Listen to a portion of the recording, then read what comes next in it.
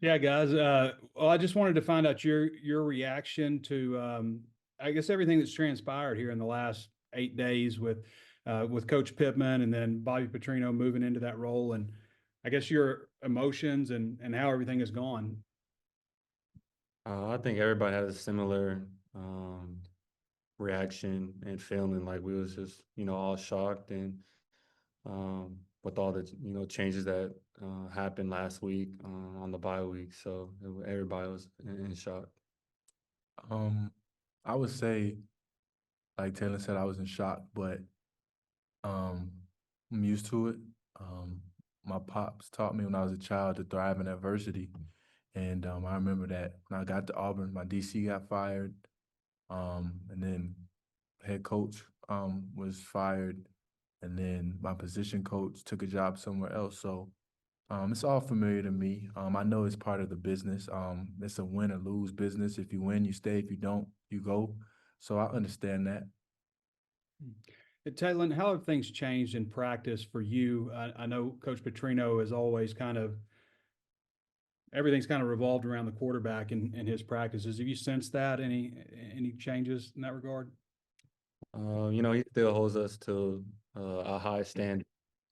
Even when he's not there, he's watching, special teams. When we go offense, defense, he's normally stays with the offense. But Coach Miles Fishback does a great job with us in the meeting rooms and getting us prepared and just continuing to hold that standard because we know um, how Coach Petrino coaches and what he demands. So it's a great opportunity for Coach Fishback and myself to lead the quarterback room. Caleb, how have things changed for the defensive side of the ball in terms of how practices are conducted for you guys? Mm, I would say more energy, getting in a good stance, tackling is emphasized more. Pursuit to the football is definitely emphasized, and just playing as one. I know Coach Petrino, he introduced something called tap the hat, and basically that's when somebody makes the plays, all other 10 guys come and show him love, tap him on the helmet. Basically, just applauding him for making that play. Yeah, have you been to Neyland Stadium before? I have not. You haven't. I know you haven't, right, Taylor? No, I haven't. Yeah. What are your thoughts about going into that environment, 100,000 plus? You're gonna hear a lot of Rocky Top. You prepared for that song. You're gonna know it by heart, probably. It's a great opportunity. I heard a lot about it. I know Coach Petrino played when he was at A&M. He coached in that environment, so he tells me. Coach Fishback tells me a lot about it. So it's a great opportunity. It's one of the reasons why you come to Arkansas is to play in those type of games. Mm-hmm. All right. I yield to the gentleman, Tom Murphy. Only if Oliver's good with it.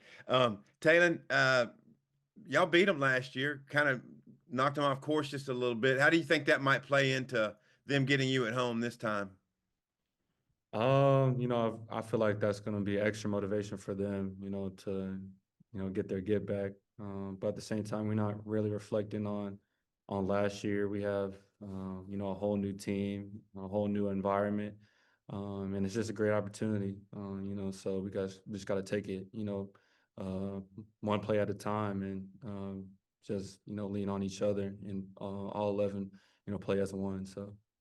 What specifically might you and the offense need to do to be more productive in the second half? Because you've come out strong in all the games, but the second half you slowed down.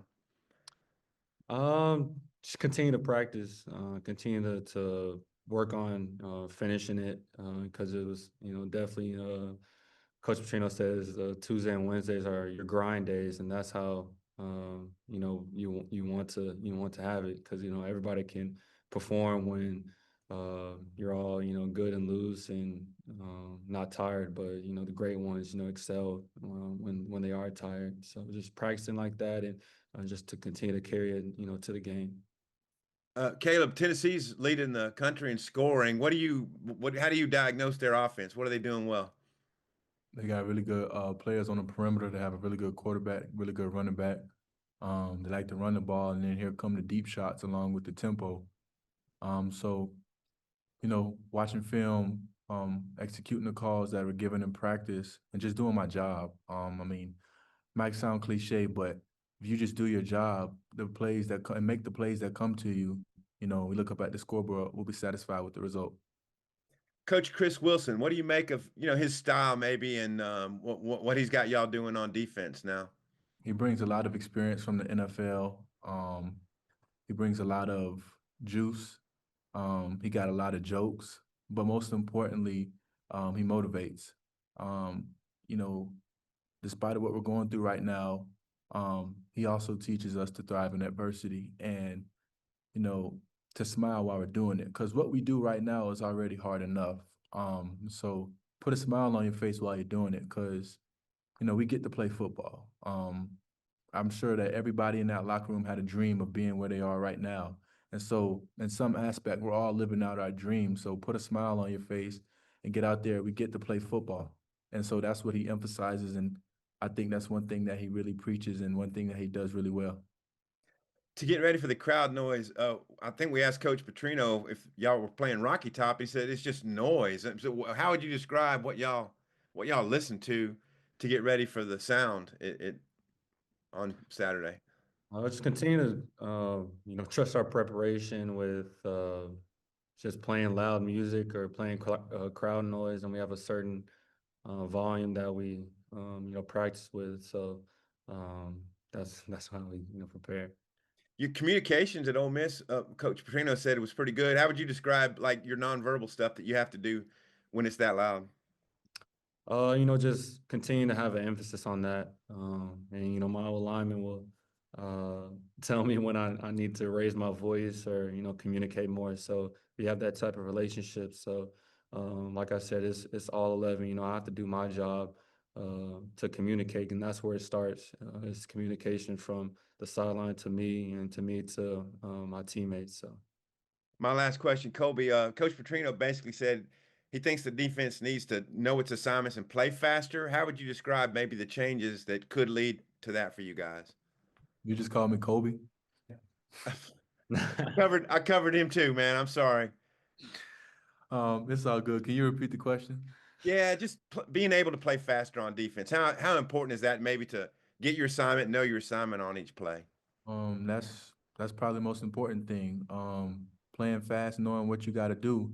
And so what we've done was we've cut down the playbook so that way we can play fast, get the calls from the sideline, line up, get in a good stance, and play fast. I'm sorry, Caleb. I've been doing it for a long time. My bad. It's all good. Later. Matty B, go ahead. Yeah, hey guys, something I asked the other two guys, just your first bye week, how'd you guys spend it? I actually went to a resort with my fiance. We spent the weekend there, and then went back to Dallas and saw the fam. So that's how I spent it. I went back home to Atlanta and I just chilled. And then Taylen, to kind of follow up on Trey's question, half jokingly, does Coach Petrino still have enough time to spend with the QBs now?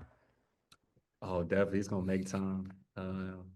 Every day he'll sneak in and make sure we're locked in, and he'll ask how we're doing and stuff. But I think the cool thing is everybody gets to see a side of him that I'm fortunate enough to see every single day.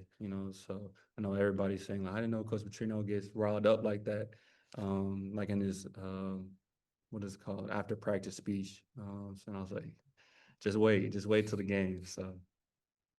Yeah, what of the after practice speeches, what's kind of been the theme of those lately? I mean, really just energy and intensity, how everybody sees, just his care, his love for the game, and just his, how he demands, he'll call out the offense just as much as he'll call out the defense or the special teams, he'll go through the whole list and the whole practice of what we need to improve on, what we did, good. So. And then Caleb, Coach Petrino has talked a lot about, the guys up front, and the guys in the back kind of needing to play off of each other, to not lead to explosive plays. How do you think that's kind of improved lately? I would definitely say that We're playing complementary football. Defensive line, the game is won at the line of scrimmage. If somebody tells you otherwise, they don't know football. So, them rushing the passer, stopping the run allows us on the back end to play well, along with us communicating. That way big plays and explosives don't happen. And then last one, Taylen, what are you just kind of seeing from Tennessee on film? I think they have a lot of guys that they brought back. Some might be out, but what are you seeing about that? They rotate a lot of guys, especially up front. They're really athletic. Um, hold on, hold on. Really athletic. Really a solid group, solid SEC defense, and we have to come with it. Each and every play, and like Caleb said, it starts on the line of scrimmage, and we have to be the most physical and the smartest team. Each and every play, not just the first half, but the second half too. So it's going to be a great challenge and a great opportunity, for us to do that. Thanks, guys. Yeah, you two, just as older guys, I know whenever, coaches are let go, that's really hard, especially when you got such a good relationship with a lot of them. How did y'all help some of the younger guys, through this transition? Like Caleb, I've been through it too, in my Boise days. My coach was let go. And just a lot of feelings and a lot of emotions that come with it. And we have to reflect. We're blessed enough to have a bye week to have time to reflect and just tell the younger guys that just keep one foot in front of the other and keep going. Put your head down and work. And that's what I love. It's just another opportunity for us to lead, because everybody can lead when things are happy and dandy. But we play football. There's going to be a lot of adversity, not just on the field, but off the field too. So it's just another great opportunity to showcase our leadership. Helping to maintain focus. I know it's easy, especially in a situation like this, to let your mind wander off and have all kind of questions, about the future or the present. But just letting them know that adversity is gonna come in football and in life. So just be where your feet are. Definitely stay focused, maintain focus, and keep the main thing the main thing.